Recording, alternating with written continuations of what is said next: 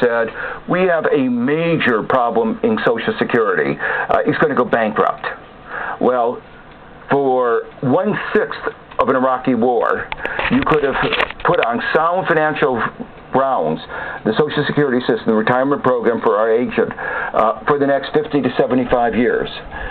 The president vetoed a measure to provide health care insurance for our children. America, is a country where we don't have public health insurance, and children of poor families do not have health care. He vetoed it, saying that we couldn't afford it.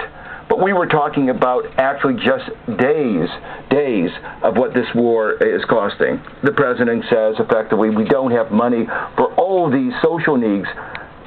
The reason is we're spending so much on the Iraq war. Professor, what you seem to be saying is that this war has been executed. They've been literally shooting the economy in the air, if you like, in Iraq. This war is being executed at the expense of almost every other area of American public life. Is it that bad? Yes, it is. I mean, it is. There's another unusual thing about this war, very unusual. In fact, in every other war, when America went to war, there was a discussion how much of the burden of that war should be shifted on to future generations. In this war, we didn't have that discussion. This is the first time, probably in almost any country's history, where as you went to war, you had a tax cut for the rich, and that has meant that this war has been totally financed by deficits.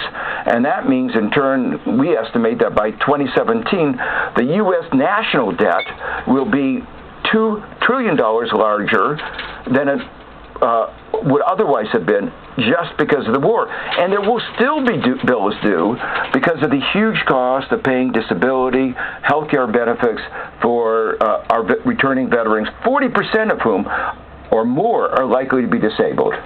Professor, you seem to be saying that America, if you like, if not already in a recession, teetering on the edge of one, that this great cost of the war in Iraq has in fact created the financial and economic crisis in America at the moment, including the subprime lending crisis. Very much so. In fact, the discussion in America has been about there being two issues, the war and the economy, and I've argued that, in fact, in many ways there's only one, and that's the war, because the war is linked to the economy. High oil prices mean that we're sending hundreds of billions of dollars over Saudi Arabia, Kuwait, other oil exporters, and that means that money is not here at home to be spent to stimulate the economy. The expenditures on the Iraq don't stimulate the economy as much as similar expenditures here at home, and don't create